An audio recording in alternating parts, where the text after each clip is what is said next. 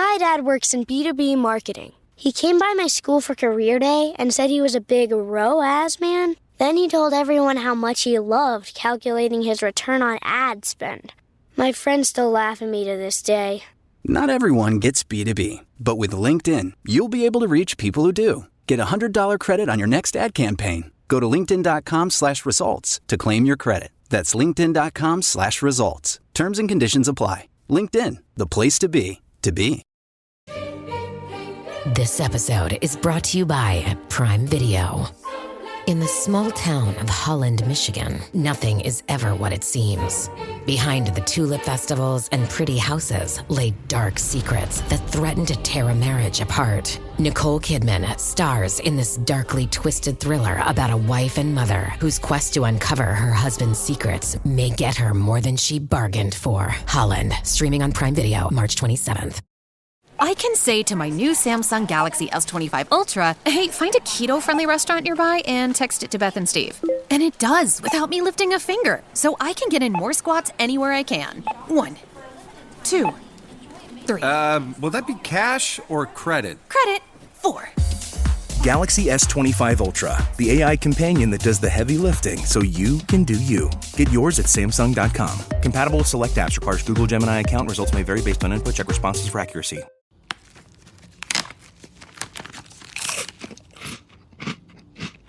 Uh-oh, the last cookie. You can get a new box of cookies in as fast as an hour with Walmart Express Delivery. Are you my guilty self-conscience? No, I'm the voice offering you promo code EXPRESS for free delivery on your first order. Hey, who ate my cookies?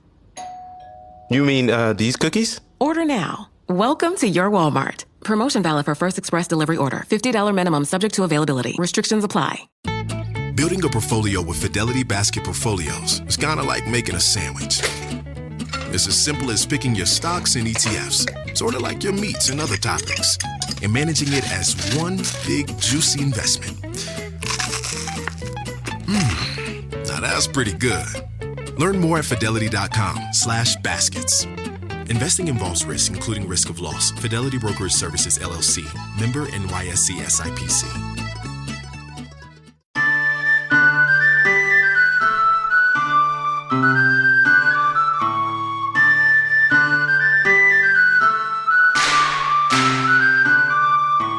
Hey all you heroes, hawks, heralds, crows, pirates, and wardens. Welcome to the Dragon Age Lorecast, where we unpack, discuss, and galaxy brain about all the lore behind the Dragon Age series. We are so excited to bring you this podcast. Every episode, we'll be talking about a different topic in the Dragon Age universe, from character deep dives to exalted marches and elven gods. We will cover it all. There will be spoilers. And always remember, swooping is bad.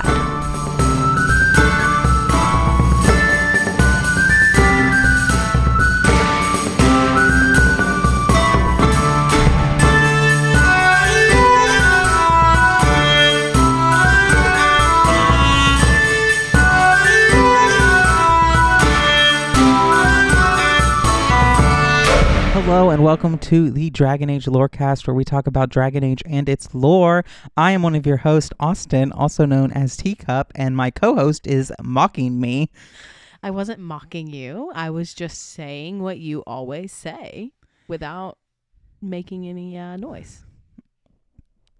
It was mocking. Anyway, my name is Shelby, or Sheakup.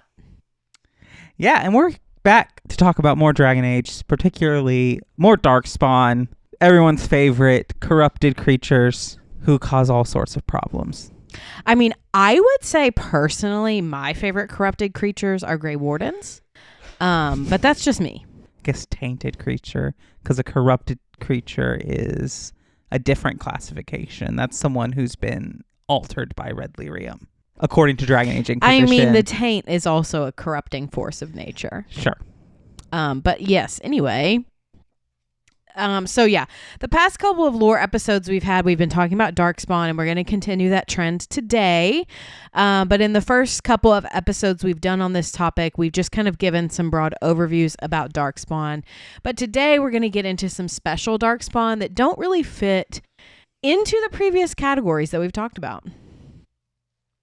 All right. So these are things that don't really fit the broad things that we talked about last week. So this isn't like, oh, this is a special named Herlock that you fight randomly in Dragon Age Origins. No, these are like Corypheus, your architect. There will be some random Herlocks that do have names, but these are all able to speak. So I feel like they're a little bit different.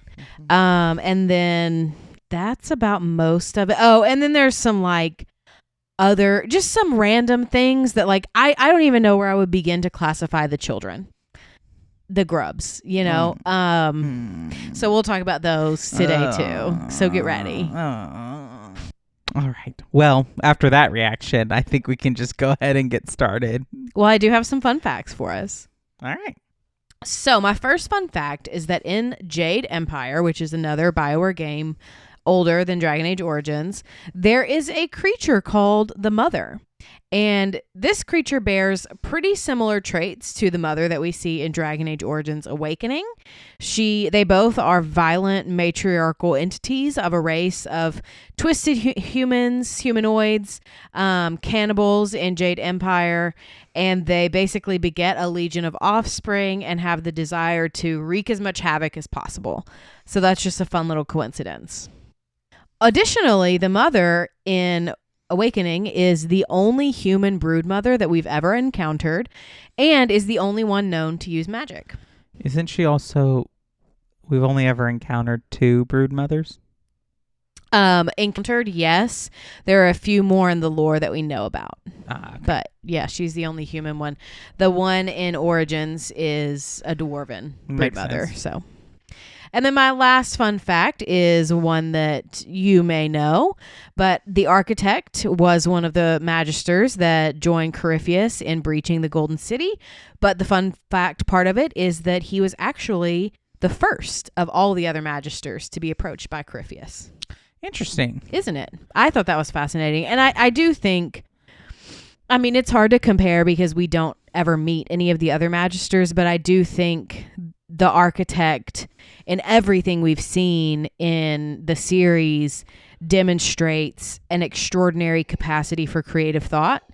And so it would make sense to me why Corypheus would want somebody like that on his side. I was going to say, I think the architect probably has a much more robust understanding of magic than Corypheus probably does. That's probably fair too, given all of his interests. Mm-hmm. But while we're on the topic of Corypheus and the architect, let's just dive right into Corypheus. So, as you all listeners know, Corypheus is the big bad of Dragon Age 2, and he is also the villain, he is the big bad of Dragon Age Inquisition, and he appears in Dragon Age 2 as the villain of the Legacy DLC. So he is a very unique Darkspawn emissary who was one of the magisters who broached the Golden City. And he was also the high priest of Dumat. And his full title is the conductor of the Choir of Silence, which in my opinion goes pretty hard. Yeah. Which, you know, it is interesting to me being like a unique Darkspawn emissary. I think the emissary classification is almost given by the Grey Wardens because they have no other classification to give them. Because they are the only ones that use magic. Right. Right, exactly. So that's why I think all the magisters should be classified as Darkspawn emissaries because they are tainted by the Blight and they do wield magic. That is true. So, Corypheus, he does remember his time as a mortal priest, and I want you all to put that in your back pocket because it will be important later. And he was named Sethius Amladaris. It's kind of a hard name to pronounce, so bear with me on that one. Sethius, as a mortal man, came from an average house with dreams of glory and ambition, as any Tevinter mage does. And he wasn't actually, surprisingly, he was not a cruel master.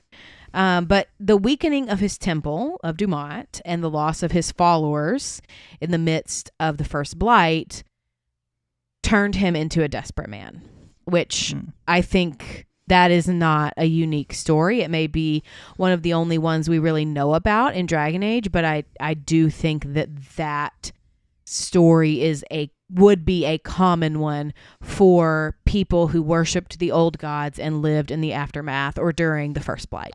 Yeah, I definitely agree with that.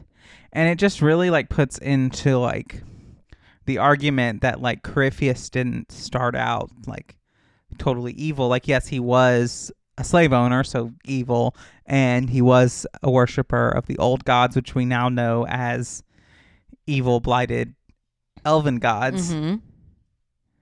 But like, it's also a thing like he wasn't inherently cruel. Like, and that Right. I think that's an important fact. And I think that when you have a villain who was not always inherently bad, was not always inherently evil, did not always treat the people around him badly, I think a person like that falling into villainy is a much more compelling story than, oh, this person was the evil chosen one. You know, like they were always meant to be and always will be evil, and that's just who they are.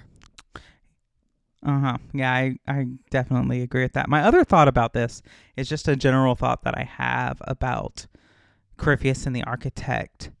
You know, emissaries have existed since the first blight, as far as we know, at least in the lore.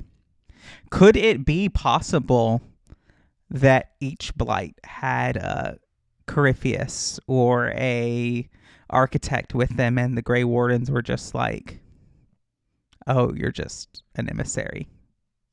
I don't think it's beyond the realm of possibility, but my question would be, how would they have died then? Because, you know, Corypheus has his whole dragon, and that's got to be killed before he can be killed. He has that regenerative power, so I just wonder, like, wouldn't they have all had that? Yeah, but like, I guess it makes the point of like, he has that regenerative power because of the dragon, which makes me think like the way that the archdemons react to Elgernon and Gillenane makes me think that he borrowed that magic from them. Yeah. And so that was maybe a unique thing to Corypheus that they gave him, because he's still trying to breach the Fade, which means that there might be some kind of like leftover influence of him trying to tear down the veil because he wants to get to them. There is that. I mean, I think also it could just be as simple as Dumont placing this compulsion on Corypheus magically that basically forces him to seek that out at all other costs. Yes. But at the end of the day, we really don't know the answer to that question. So I'm going to move us along a little bit. Actually, I'm going to move us back a little bit to before Cepheus became Corypheus. So Dumont allegedly promised him that Dumont would raise him to godhood if he breached the Golden City.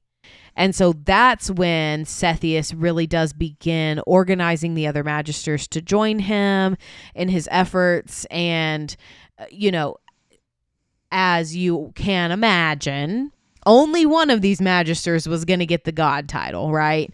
So they all began scheming against each other, and they took the titles to hide their true names. That's why he has the conductor of the choir of silence. And I also think that may be why the Architect has never been seen to come back after death, because he just kind of falls off the face of Thedas. We have no idea what happens to him after awakening. Right, because you have an option. You can fight him and kill him, or you can fight him and kill him, or you can let him go. Mm-hmm. So either way, he absolutely does have the possibility to come back. Yes. But as we know, BioWare kind of forgot that. So we know that Corypheus laid dormant until the aftermath, or during the aftermath of the first blight in -191 Ancient. And we also know that the Wardens discovered several Darkspawn that were capable of thought and speech. And so the Wardens, they set out to kind of trap them all, which to me sounds like there were more than just Corypheus and the Architect.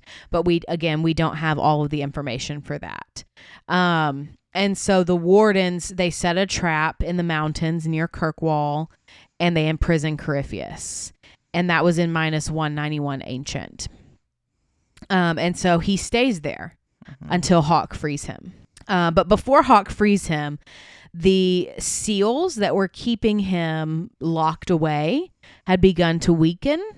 And we don't really know why. We can hypothesize about that.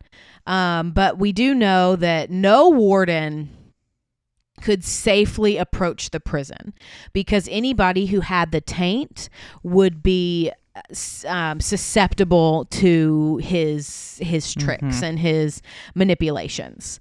And so Warden Commander Larius approached a Ferelden apostate named Malcolm Hawke and forced him to use blood magic to strengthen the seals inside the prison that held Corypheus.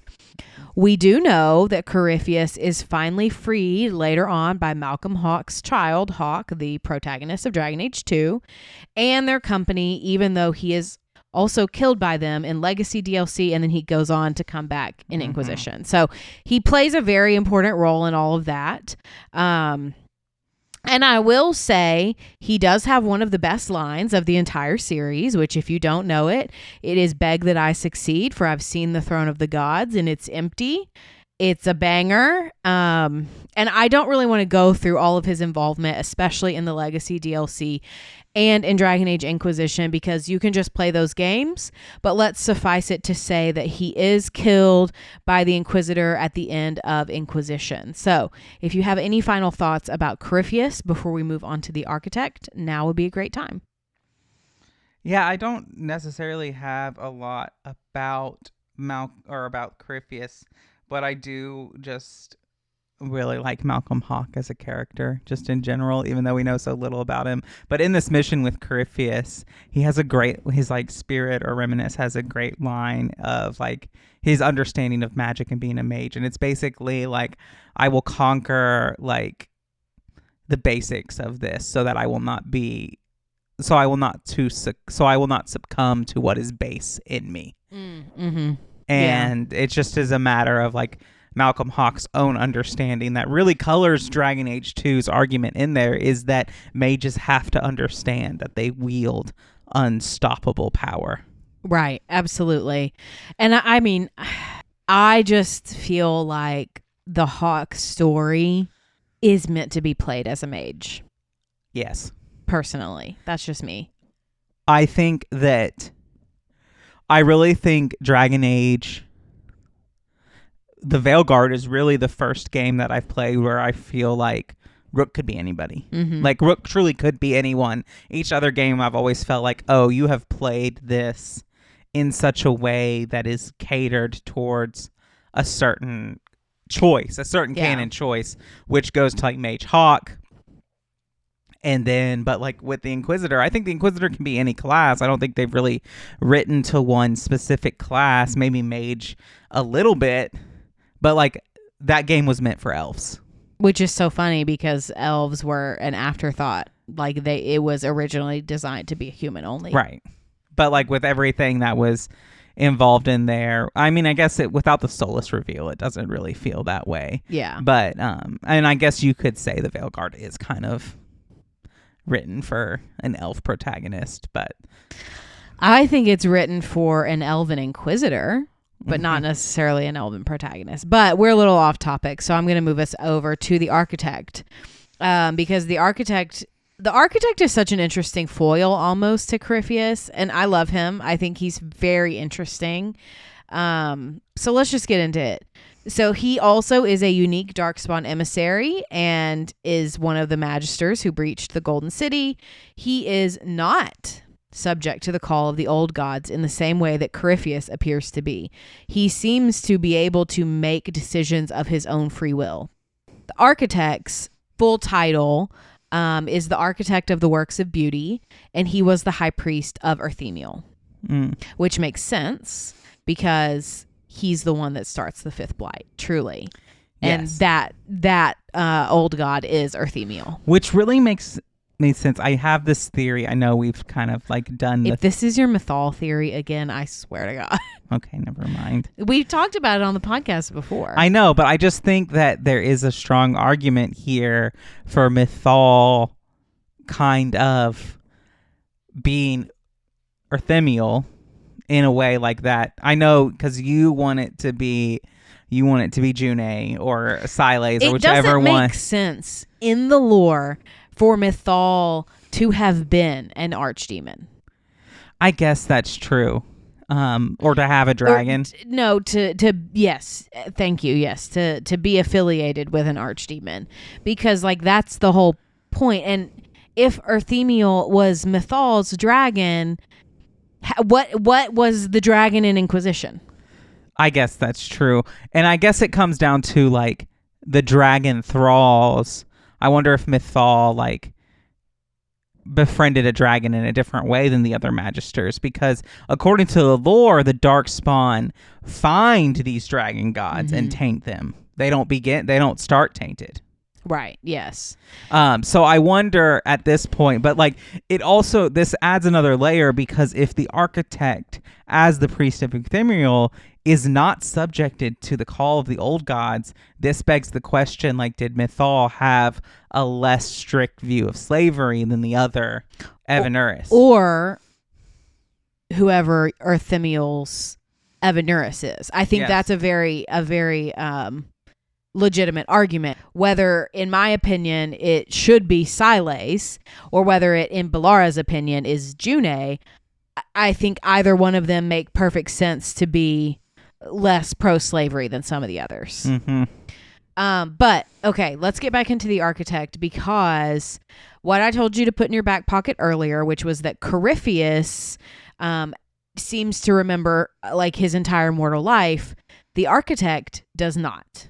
He seems to have forgotten his entire mortal life, claiming that he's only just a unique Darkspawn. But we know that he's much more than that. He's able to create, he can resist the calling and the Darkspawn hive mind both. And as such, the rest of the Darkspawn are actually pretty afraid of him. And to that end, they generally follow all of his commands. It is really interesting, just kind of like him having no memory. And like when Corypheus awakens in Dragon Age 2 in the Legacy DLC, like he is very confused. He is very confused, but he has enough memory that Varric and Hawk and all the other party members that are there can deduce right then and there, like, oh, you're shit. an ancient magister. You're one of the 5 or 7 magisters that breached the Fade. Yeah. Right, exactly. And like the architect, and one of the reasons that I feel like it is authentic that he really can't remember, and not that he's just lying. He absolutely could be lying, but he's been awakened, at least as far as we know, for decades. So I feel like any kind of confusion that he would have, the architect that is, would have faded by this point.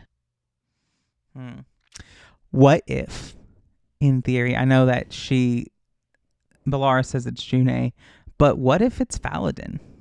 Because Faladin left, according to the Dalish lore, he left before the rest of them. I don't understand the connection. Like, so Erthemiel in this kind of branch here is not as influenced, and the architect doesn't have his memories because Faladin was like killed or whatever. Yeah. Way before that. I mean, it's possible. I still don't think the kind of like lore that we have about Faladin and Erthemiel mesh well together, personally. But I mean, we can always chalk it up to like, oh, well, the Dalish just got it completely wrong, which is not my favorite argument. But that seems to be where we are. So back to the architect for a little bit, because I want to talk about some of his goals. Because his main goal is really to bring peace between the Darkspawn and the rest of the people of Thedas at any cost. At first, he wanted to find kind of a middle ground between the two, and would basically turn all people into ghouls and make the Darkspawn a little bit more person-like, a little bit more sentient. And so he worked with some of his allies that he had to spread the taint through enchantments in major human cities. However, he is thwarted in this plan, which you can read more about in the Calling novel. And I think this is also, this plan and these kind of actions that he's taken are also probably what led to some of the rumors that rose up in the Dragon Age about, a blight's coming, there may be another blight, if people are just randomly being tainted. Yeah, I guess that makes a lot of sense. It just is also like, and one of the things about the architect, I feel like Flem Mythal had to know the architect was around, and that's how she knew a blight was coming. I totally agree with that. I know I have some doubts about your Mythal theories, but I completely agree with that one, especially since the Darkspawn that are affiliated with the architect and just the architect himself, they are so present in the deep roads that are close to the Circle of Magi in Ferelden. There's no way she didn't know, because if they're going any south of that, they're going to get close to Redcliffe and the Korcari Wilds. Right, and like Flem Mythal has always had kind of this like omniscient, like I know everything that's going on everywhere always kind of role.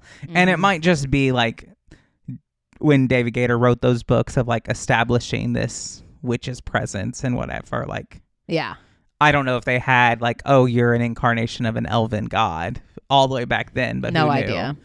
Who knew? Anything is possible.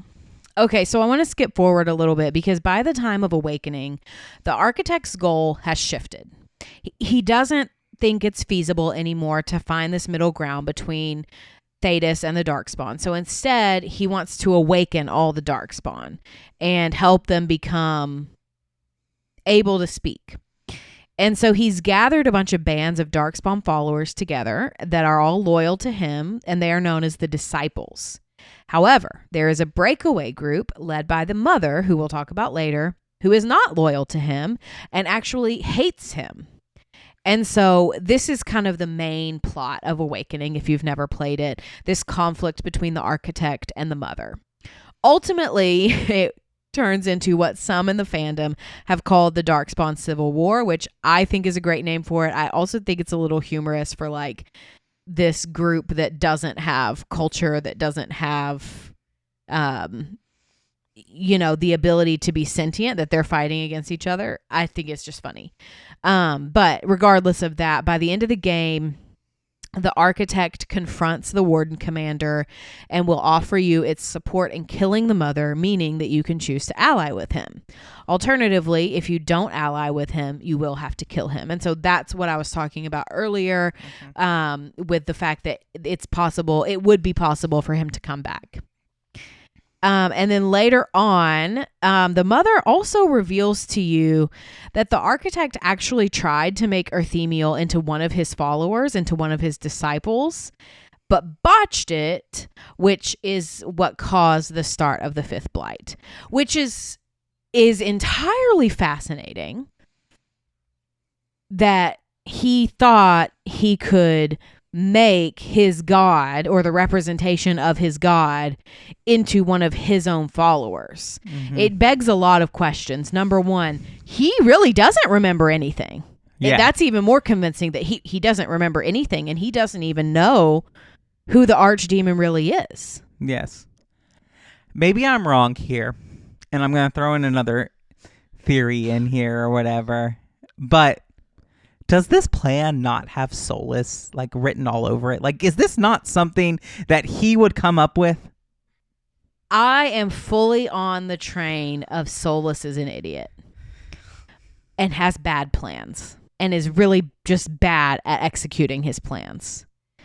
I feel like this is a step too far even for him. Oh, no, I don't mean like the thing about Erthemiel, and like I don't think Solus would go that far. But the idea of attempting to like cleanse the Darkspawn and like restore that, like just how much Solus regrets his own role in the creation of the Darkspawn. Oh yeah, absolutely. The cleansing of the Darkspawn for sure would be something I think Solus would be interested in. But I think it should be mentioned that I don't think that's the architect's goal, is not necessarily cleansing them, quote unquote, but just to awaken them and allow them to have sentience. And then if they want to cleanse themselves, that's fine. But I don't think cleansing the Darkspawn of the taint, so to speak, is ever one of Corypheus's goals. Or one of the architect's goals. Which is so funny because, like, as we talked about in The Calling, he has that goal of, like, blighting the world, basically, so that everyone becomes equal. And he's kind of moved away from that, which I think is a result of, like, he learns. Like, I don't feel like Corypheus learns. Like, he's got the same tricks and he's doing the same thing and doing that. But the architect learns. I think he's learned that, okay, humans are not in a place where they're going to buy into this plan. Absolutely. And I think that's a phenomenal point. And I do feel like a lot of that comes down to the fact of just the gods that they worshipped. A god like Dumat is going to be harsher.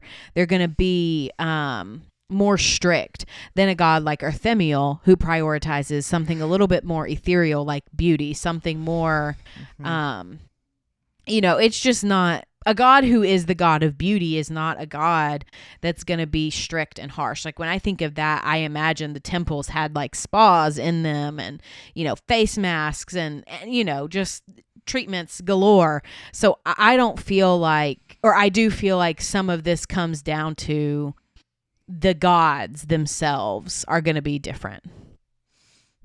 I definitely agree with that. And that's a really good point. So the last thing I want to talk about with the architect is just that he's actually mentioned in passing in Dragon Age 2 by Nathaniel Howe. If spared, Nathaniel mentions that thanks to the architect, the deep road passages should be clear, which sounds to me like he's either killing Darkspawn or he's got them on such a tight leash that they won't attack anyone that the architect doesn't sanction. Yeah, it's just it begs a lot of questions. Of this is one of those strands that they just kind of abandon, but it begs a lot of questions of, like, what's going on. Did those Darkspawn fall under Corypheus's control? Did Corypheus and the architect have a blow and Corypheus kind of took over his people? Like, what happened? We have no idea. Exactly. I would love to know. The world will never know. If BioWare is listening to anything we've ever said, an answer to the architect would be at the top of my list. All right. You heard it here first, folks. Answer to the architect, top of Shelby's list. Okay. So I want to move us along to the mother, and then we'll do our mid-break. The mother is interesting, fascinating, and she's kind of like the big bad of Awakenings DLC. But she is an awoken broodmother that leads the Darkspawn during the attack in that DLC.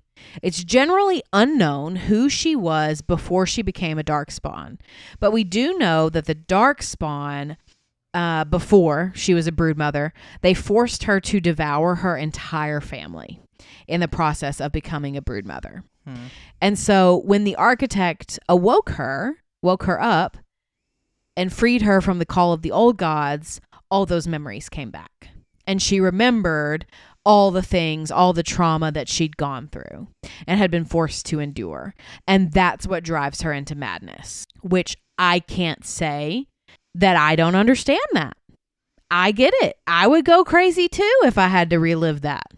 Yeah, that's pretty traumatic. It is. It is. So that's why she, quote unquote, longs for the sweet music, which is the call of the old gods, because it was the only thing that allowed her to remain unaware of what she'd done and what she'd been forced to do. And so, as you can imagine, the architect, being the one that freed her of the call, is the one that becomes the target of her rage and her fury. And so she convinced the other disciples who were kind of in the same boat of that being angry they could no longer hear the call. She convinced all of them to break away with her, to join her cause, and she forms them into an army. And so, like, her goal, whereas the architect is like, I want to make peace between the Darkspawn and humanity. I want the Darkspawn to be awakened and able to have lives. The mother is like, I want to be destroyed. That's her goal. She wants someone to kill her. It just reminds me of sometimes when you're having a bad day at work, you will just text me and just say, I would like to expire. Yeah, I do say that. Also, please don't compare me to her mother. I won't. Anyway, so she wants to be killed because she thinks that's the only way she'll ever hear the call of the old gods again. And either way, she knows she's going to get that release from her madness. It is unknown, however, why she can use magic. We don't know the answer to that. Typically, broodmothers can't use any magic. Some theories, and this is the one that I think is most likely, is that she was a mage before she was awakened, or at least before the awakening that she got through the architect caused that manage to reemerge. We don't really know how she can use magic, but I think her being a mage when she was a human is a likely source. Mm-hmm. And so that's what allows her to kind of change her Darkspawn children into the monsters and the grubs that we see in the game. And so just lastly about her, she does control a pretty large faction of the disciples, an army, and some regular Darkspawn. So she forces them to attack the architect and his forces, which does create that civil war between the Darkspawn. And then eventually at the end of the DLC, she is slain by the warden commander. And so she gets her wish. Yeah, it's a really sad existence. It's a really sad existence. It is. I mean, it is unfair, but also if I was in her situation, I would want the same thing.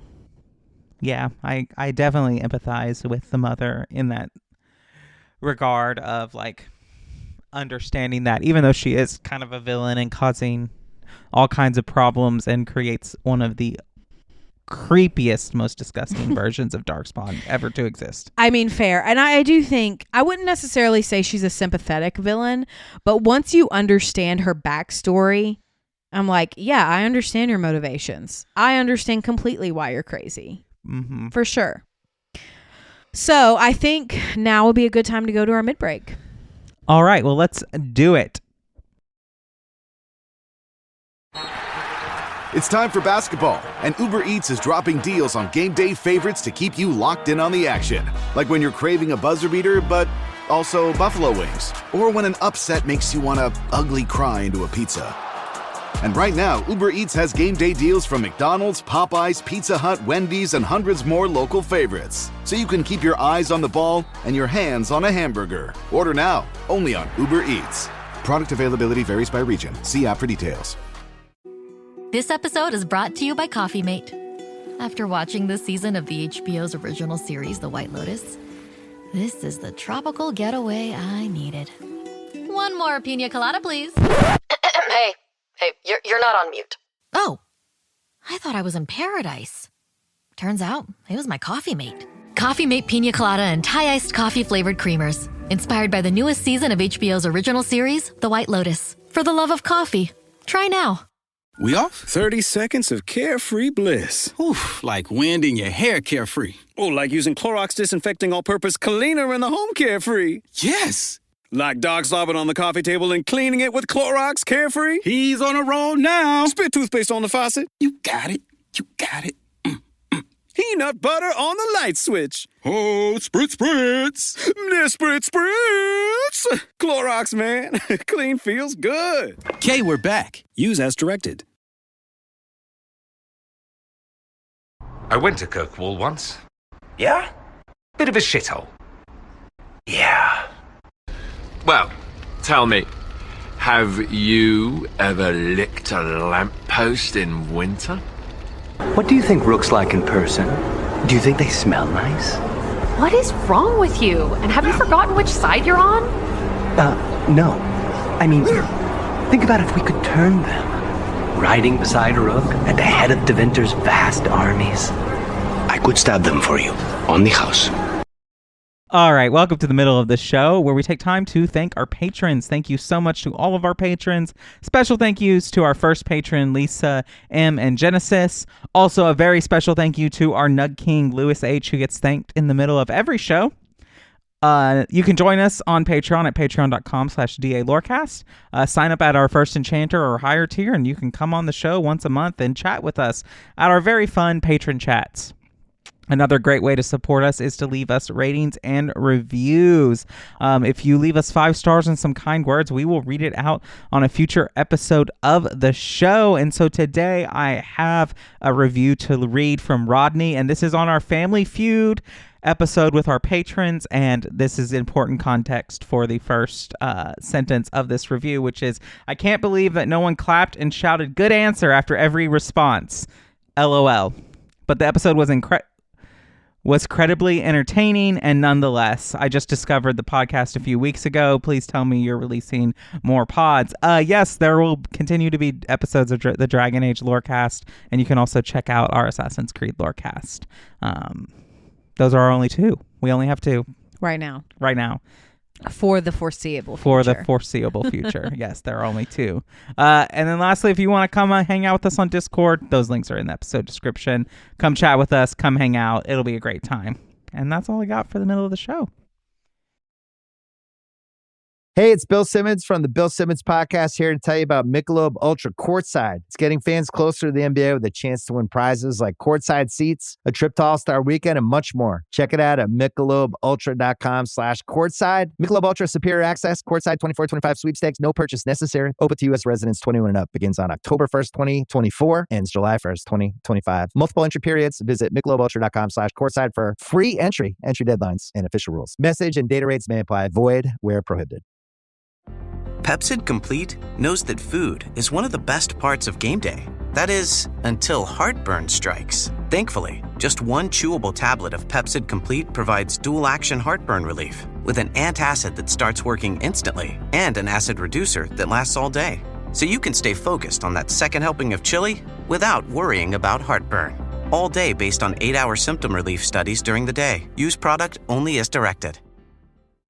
Hey, what's up, guys? I'm Fred Warner, linebacker for the San Francisco 49ers. Abercrombie has the new suits you need, plus all the collared shirts to go with them. The Abercrombie & Fitch Collins suit is the only suit you'll ever need for any occasion. Available in slim, classic, and athletic. Pair with a collared classic. Go with a soft, easy-to-wear sweater polo or a comfortable long-sleeve shirt. With so many different fits and fabrics, you can make a look that's completely your own. Add the Abercrombie & Fitch Collins suit and new collared shirts to every occasion this season. Shop online or in store.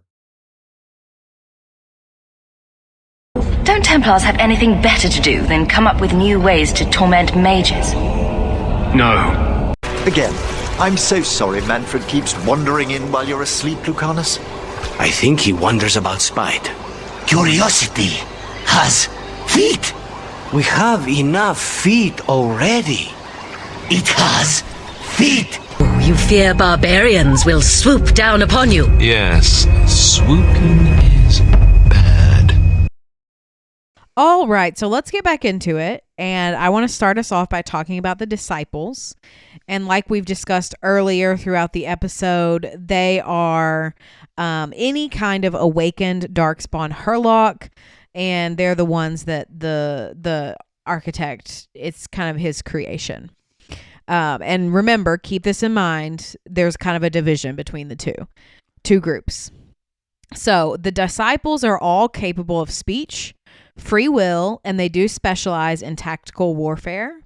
They have a lot of they're very good strategists, which is not the case with normal Darkspawn. In Awakenings DLC, we meet several, and we'll talk about the ones that have names a little bit later. So when a disciple is awoken, they do choose their own names, and they also seem to develop their own personalities as time goes on. And during the architect's experiments throughout the Calling novel, we learn that he discovered Darkspawn can gain their immunity to the call of the old gods by ingesting the blood of a warden. The disciples have all done this, and that's how they've been awoken. That's creepy. Yeah, and we don't know. You're just looking at me like, are you fucking kidding me? We don't know whose blood they ingested. We don't know if it's left over from the Calling, the wardens who died in that book. We don't really know. My theory is, at the beginning of this DLC, you are being sent to Amaranthine because Darkspawn have been rising up out of nowhere, and because all the other wardens have been sent there have gone missing. So I think those Darkspawn are the ones he used to help awaken his disciples. Yeah, I definitely agree with that. But this just begs the question, because there's across the board in like DLCs that have to do with the wardens, which is really the one with Sophia Dryden. Mm-hmm. I forget what its name. Vigil's Keep, maybe? Yeah. No, Soldier's Peak. Soldier's Peak. Yeah, so that Vigil's Keep is the name of the keep in Awakening, yeah.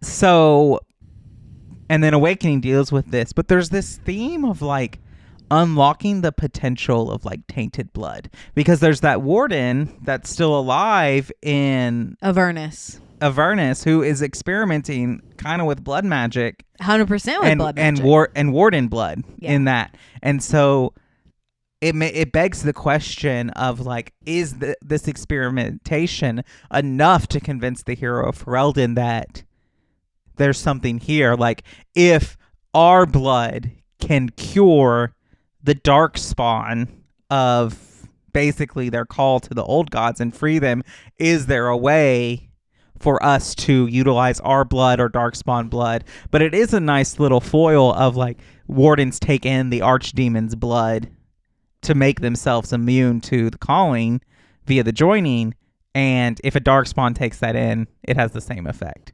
Yeah, it just makes me wonder what would happen to a Darkspawn if they underwent the joining.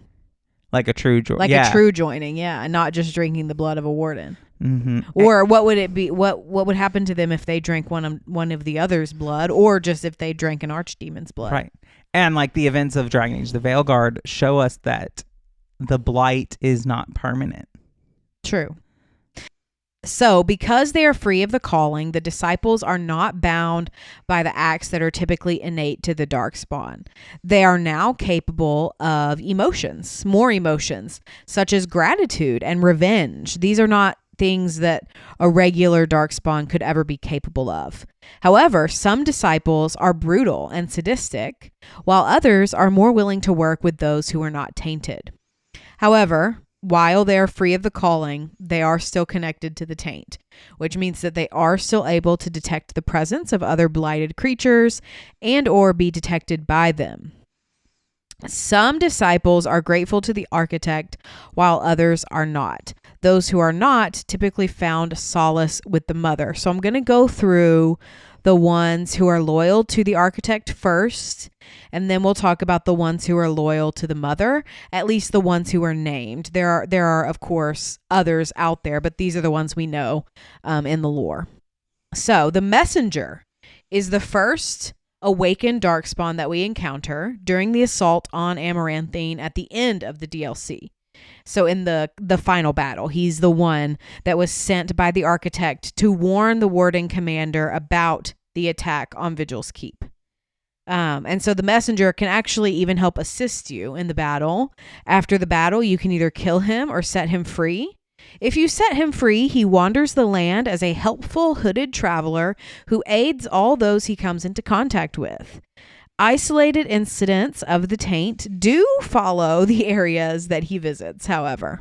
The Seeker is another awakened Darkspawn loyal to the architect, and the Seeker was pretty much the mastermind behind all of the quests in the Winding Wood, which is the area where you find Vallana. He was actually the one who captured Vallana's sister Serani, going far beyond his orders of simply kidnapping Dalish elves, going so far as to plant evidence implicating humans that humans were involved in the slaughter of these Dalish elves. And so this is what causes the conflict between the elves and the humans in the DLC, as well as Vallana's, well, let's just say rampage throughout the area. So this is very clearly a Darkspawn that is very intelligent, like almost to the level of the architect and Corypheus, able to plot and plan like this. Yes, and like manipulate almost that's what's really beyond, because the Darkspawn can like plan ambushes and other things like that, but like to manipulate, like this is another level.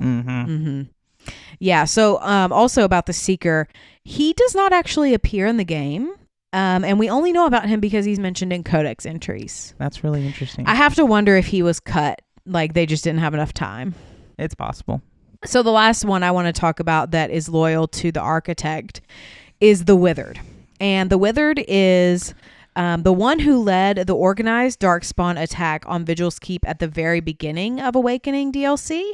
You see him and meet him on the roof of the keep. And so he is actually the very first one you meet, and he speaks almost normally, like any other non-tainted person would.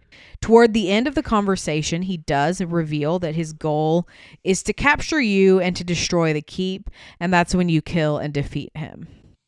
Later on, the architect claims that he sent the Withered to form an alliance with you, and subsequently the Grey Wardens. However, his violence and attack on the keep was a result of being attacked first by the people of the keep.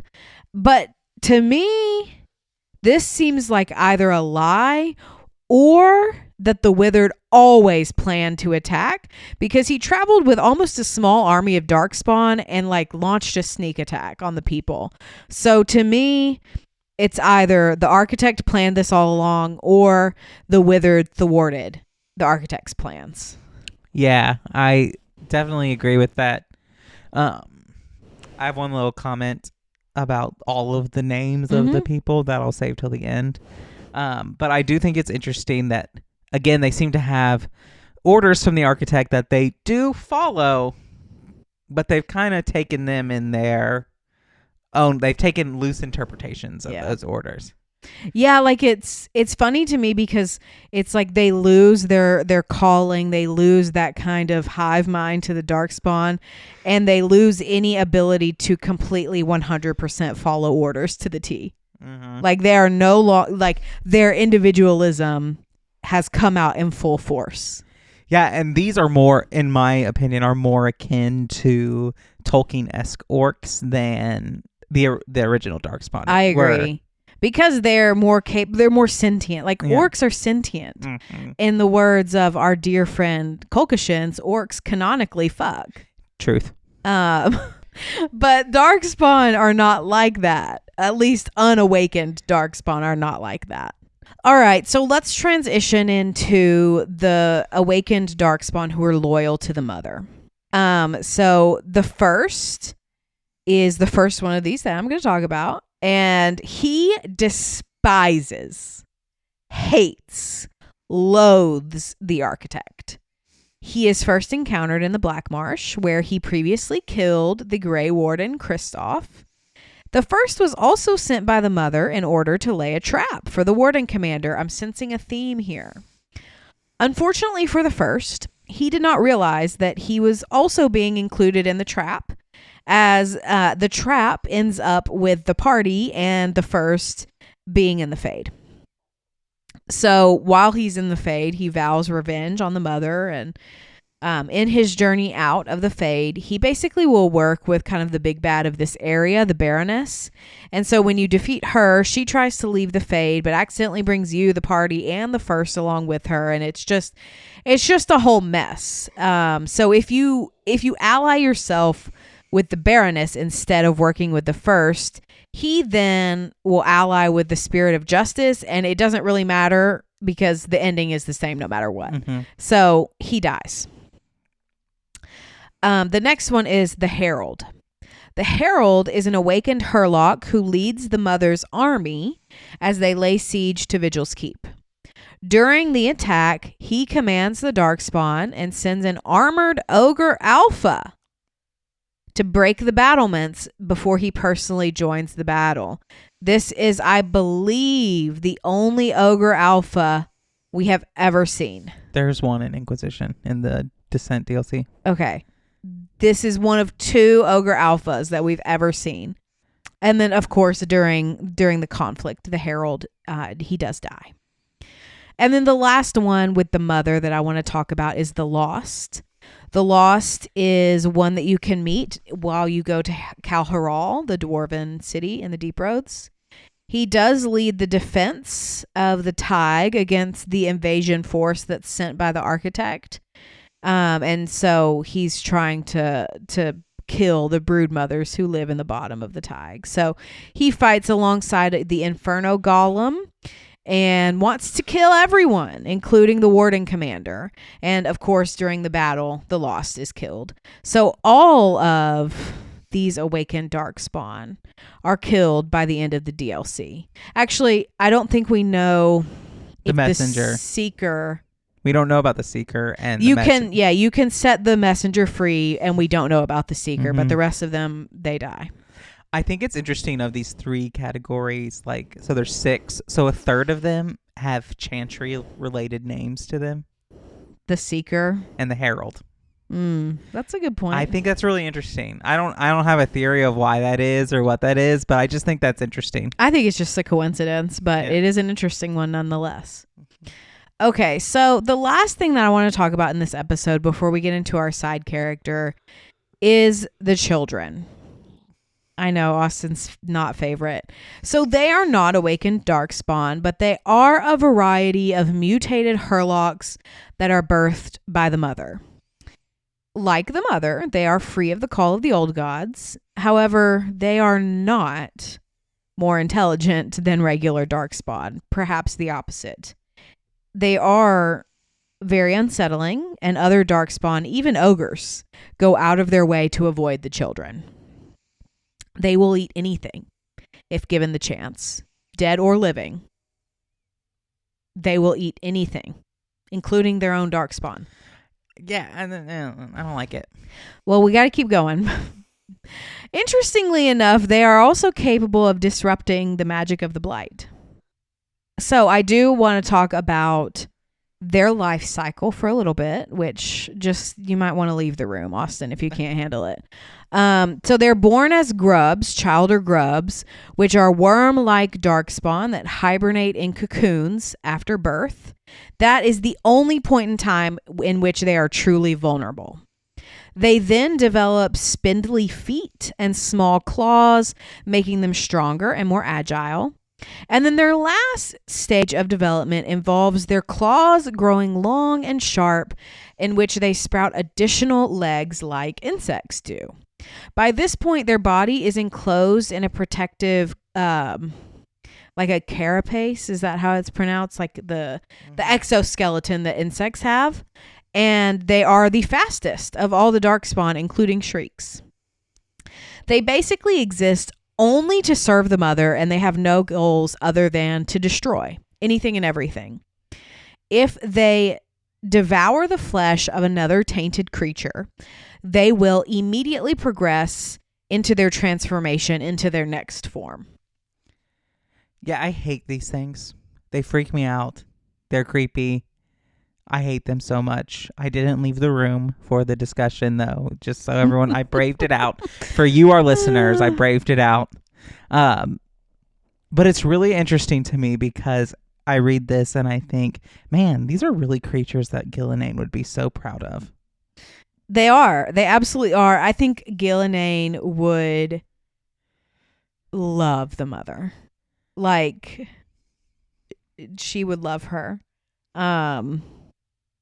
Yeah, absolutely. And I just also think the children are such a manifestation of the trauma and the grief that the mother is going through. I think that their disgustingness directly correlates to her pain. Right. And I think that even to the point that they can disrupt the blight magic comes into the point of like, she is so disgusted and angry at her existence that even those born of her have the ability to end that which she's disgusted by. Yeah. Great point. It's really interesting. Very circular. Mm-hmm. All right. Well, do you have anything left to talk about with any of these special, unique Darkspawn that we've discussed tonight before we get into our final side character? I think I'm ready for the side character. All right. So today's side character is pretty obscure, one you may not have heard of. And this is Sasha Miri. And she was a senior Grey Warden. And she is the one that trapped Corypheus in his prison. She did this as she used the blood of Dumont to basically lure him into it, which is genius. And so after he was in the trap, she destroyed the rest of Dumont's remains after basically using it to trap Corypheus. And we really don't know much about her other than this. We learn of her trap and her plan to capture Corypheus through the research notes of Warden Janeka during the Legacy DLC. But we also know that Sasha Miri wanted to interrogate Corypheus, not just entrap him, because she thought that the wardens could learn from him. However, her efforts never succeeded because every warden who has ever tried to talk to Corypheus would leave the conversation dazed, confused, and forgetting anything they'd ever discussed with him. And that's if the warden even came back. There are many wardens that disappeared after speaking to Corypheus. Yes. It makes me wonder, like, I know we go to like the vault or whatever they call it in the Veilguard where we see the I think the body of Zazakel, or I think it is Zazakel, yeah, in the cauldron. Yeah, the cauldron. My question is, like, how many of these facilities do the wardens have?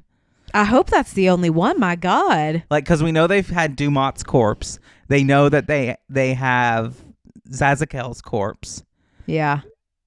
Do they have others? Like, what happened to Arthemiel? Like, what happened to... well, we know they have to get archdemon blood from somewhere. Right. Kind of terrifying. But it's also terrifying that these dragons still have blood. Like, Isaiah extracts the blood from Zazakel, like, from the bone. Like, she stabs bone and blood comes out.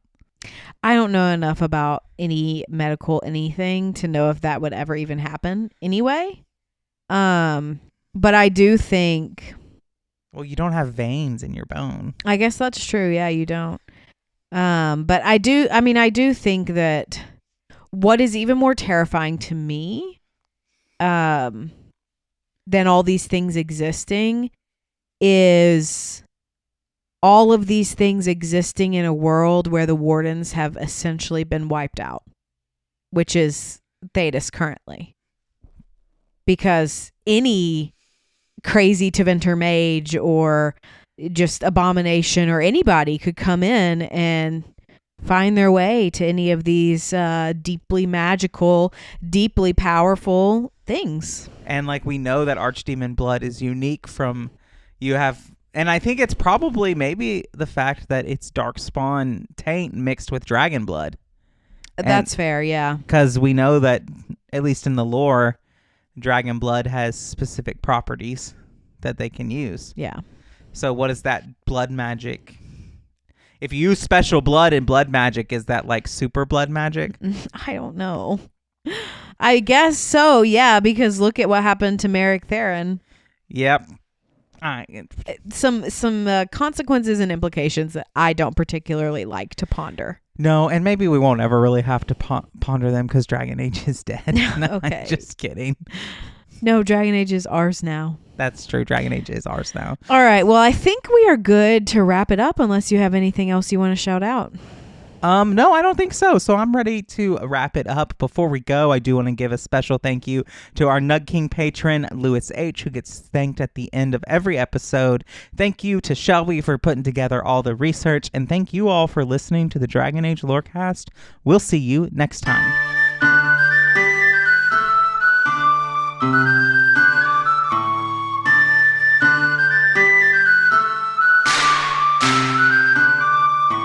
Thanks for listening to the Dragon Age Lorecast. You can find us on Twitter at DALorecast. If you have any lore questions, topics to unpack, or side character suggestions, join our Cups Podcasting and More Discord server. It's easily the best place on the internet. You can also support us financially through our Patreon. You can find us there on patreon.com/DragonAgeLorecast. The Dragon Age Lorecast is part of the Robots Radio Network. For more information about the Robots Radio Network, join the Discord server via the link in our episode description. If you enjoyed the show or learned something new today, please subscribe, leave us a review, and join the Patreon. And if you enjoyed our intro and outro music, give a big thank you to Pipeman Studios. Thank you, Pipeman. Thanks again for listening to the Dragon Age Lorecast. We'll see you next time.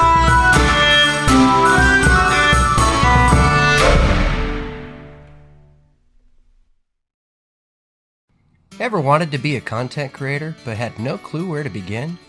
Come join me as I sit down with content creators that have already faced the challenges you're up against, as they discuss the tips and tricks that help them be successful. Here on The Content Creator's Guide, available wherever podcasts can be found.